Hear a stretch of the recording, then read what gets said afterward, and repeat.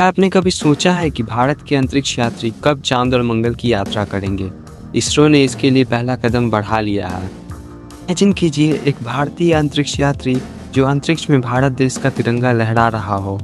Mission Bharat का पहला ऐसा मिशन है जिसमें किसी इंसान को अंतरिक्ष में भेजा जा रहा है।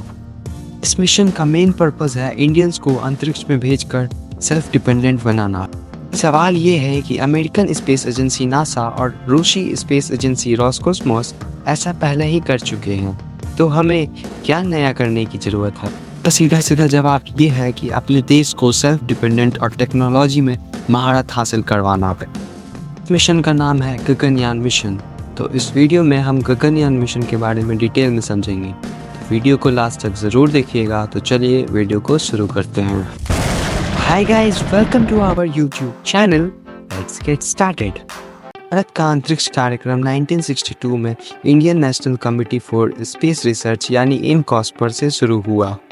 1969 में इसरो की स्थापना डॉक्टर विक्रम साराभाई ने की। डॉक्टर विक्रम साराभाई ने एक स्वदेशी अंतरिक्ष कार्यक्रम का सपना देखा था जिससे भारत आत्मनिर्भर बन सके। साल 1984 में राकेश शर्मा पहले भारतीय अंतरिक्ष यात्री बने जिन्होंने सोवियत मिशन यानी रशिया मिशन सोयुज T11 के तहत अंतरिक्ष यात्रा की।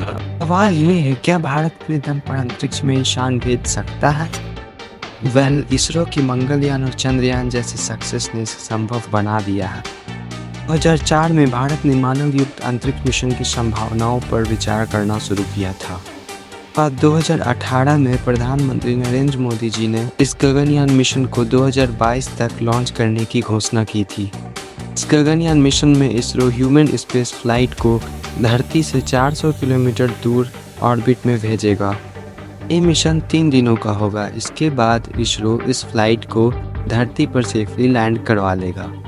इस 3 दिन के मिशन में इसरो 3 एस्ट्रोनॉट्स को स्पेस में भेजेगा। गगनयान मिशन का प्राइमरी पर्पस ये है कि इंडिया स्वदेशी तरीके से इस ह्यूमन स्पेस फ्लाइट को LEO लो अर्थ ऑर्बिट तक भेज सके।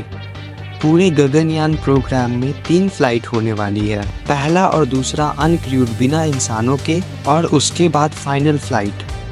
पहला अनक्रूड फ्लाइट जो कि गगनयान मिशन के सेफ्टी मैकेनिज्म को टेस्ट करेगा, उसी के साथ साथ क्रू एस्केप सिस्टम के परफॉर्मेंस को भी दिखाएगा। अगर आपको क्रू एस्केप सिस्टम नहीं पता तो ये एक ऐसा इमरजेंसी मैकेनिज्म है जिसे डिज़ाइन किया जाता है ताकि किसी भी लॉन्च एबॉर्ट में क्रू मॉड्यूल को एस्ट्रोनॉट्स के साथ साथ लॉन्च व्हीकल से सेफ डिस्टेंस पर अलग कर ले। दूसरे अनक्रूड फ्लाइट में मित्रा नाम की फीमेल ह्यूमैनॉइड रोबोट को भेजा जाएगा जो ग्राउंड कंट्रोल रूम के साथ बात कर पाएगी। अगर मैं गगनयान मिशन में लगने वाले कॉस्ट की बात करूं, ये करीबन 10,000 करोड़ है। जैसा कि आप जानते हो, गगनयान मिशन इम्पोर्टेंट है इंडिया के लिए क्योंकि ये इंडिया का पहला स्वदेशी मिशन होगा जिसमें इंडिया अपने एस्ट्रोनॉट्स को स्पेस में भेजेगा। अगर ये मिशन सक्सेसफुल हो गया तो इंडिया इंसानों को स्पेस में भेजने वाला चौथा देश बन जाएगा। पहले ये मिशन 3 देशों ने किया हुआ है जिसमें से पहला US, दूसरा रशिया एंड तीसरा चाइना है जो अपने स्पेस क्राफ्ट को डेवलप कर रहा है और इनके एस्ट्रोनॉट्स को ट्रेन करने में हेल्प रशिया कर रहा है। गगनयान मिशन के सक्सेस के बाद इसरो बहुत सारे एक्सपेरिमेंट स्पेस फ्लाइट मिशन के साथ कर सकता है। मिशन के थ्रू इंडिया अंतरिक्ष में अपना स्पेस स्टेशन का ड्रीम भी पूरा कर सकता है। बात करते हैं गगनयान स्पेसक्राफ्ट की। इस स्पेसक्राफ्ट में सर्विस मॉड्यूल और क्रू मॉड्यूल होंगे जिन्हें मिलाकर ऑर्बिटल मॉड्यूल कहा जाता है। सर्विस मॉड्यूल वो होता है जो क्रू मॉड्यूल को सपोर्ट करने में और स्पेसक्राफ्ट को अंतरिक्ष में भेजने में हेल्प करता है।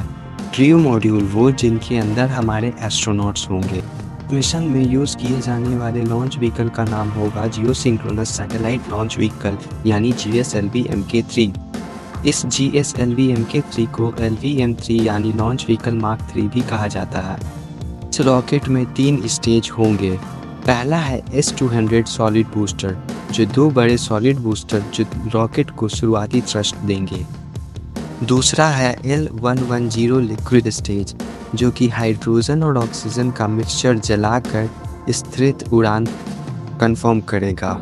तीसरा है C-25 क्रायोजेनिक स्टेज, जो सबसे इम्पोर्टेंट हिस्सा जो अंतरिक्ष में भारी पेलोड ले जाने में हेल्प करता है। ह्यूमन स्पेस फ्लाइट को लो अर्थ ऑर्बिट तक पहुंचने में लगभग 16 मिनट लगने की उम्मीद है। जो 3 एस्ट्रोनॉट्स जिस क्रू मॉड्यूल में बैठकर स्पेस के लिए रवाना होंगे, उस क्रू मॉड्यूल का डायामीटर 3.7 मीटर है और हाइट 7 मीटर की है।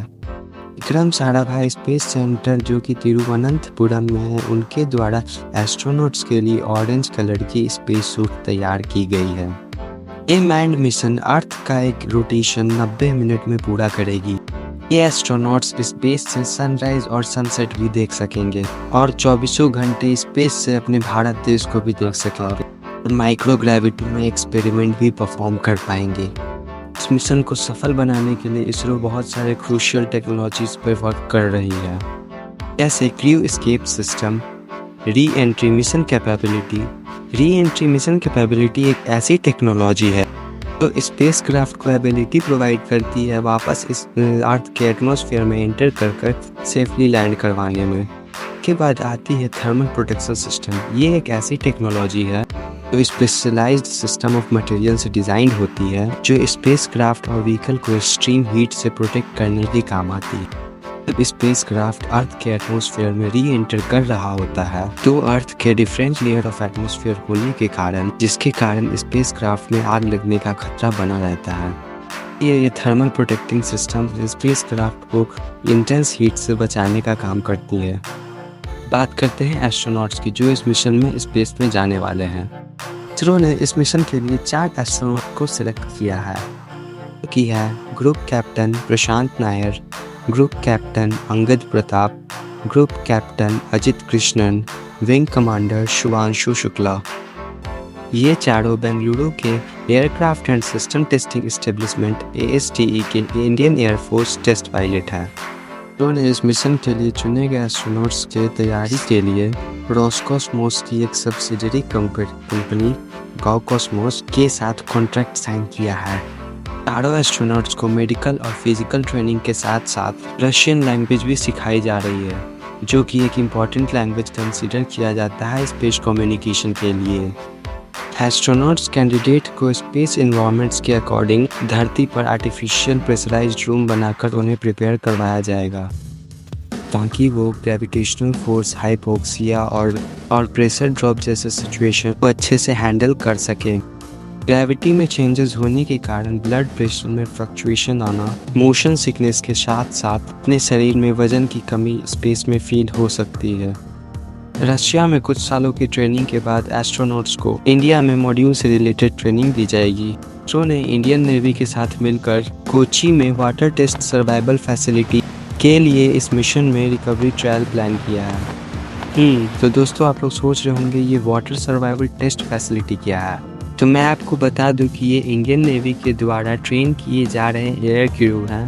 इन्हें एक्सट्रीम वेदर कंडीशन और क्रैश सिनेरियो के लिए तैयार किया जा रहा है, ताकि ये इमरजेंसी सिचुएशन में क्रू फ्लाइट को समुद्र से इजीली रेस्क्यू कर सके।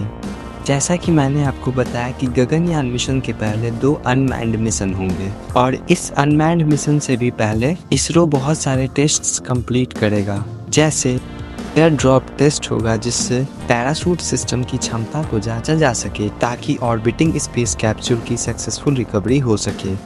अबॉर्ट टेस्ट किया जाएगा ताकि इमरजेंसी सिचुएशन में एस्ट्रोनॉट्स को लॉन्च पैड से सेफ किया जा सके। दोस्तों, गगनयान मिशन भारत के लिए सिर्फ एक अंतरिक्ष यात्रा नहीं बल्कि हमारी वैज्ञानिक शक्ति का प्रतीक है। इससे पिछले वाले वीडियो में मैंने एलोन मस्क की न्यूरालिंक चिप के बारे में बात किया है। ये एक ऐसा चिप है जिसे आपके ब्रेन में इम्प्लांट किया जाता है, जिसके लगने के बाद क्या कोई इंसान सुपर ह्यूमन बन सकता है। जानने के लिए इस वीडियो को जरूर देखें। इस वीडियो का लिंक डिस्क्रिप्शन बॉक्स में गिवन है। आज के लिए इतना ही। अगर आपको ये वीडियो पसंद आई हो तो इसे लाइक शेयर जरूर करें और हाँ, चैनल को सब्सक्राइब करना ना भूलें, क्योंकि हम आपके लिए ऐसा ही कंटेंट लाते रहेंगे। कमेंट में जरूर बताएं कि आगे आप किस चीज़ से रिलेटेड वीडियो देखना चाहोगे। चलिए मिलते हैं अगले वीडियो में। Thank you so much for watching this video. Bye.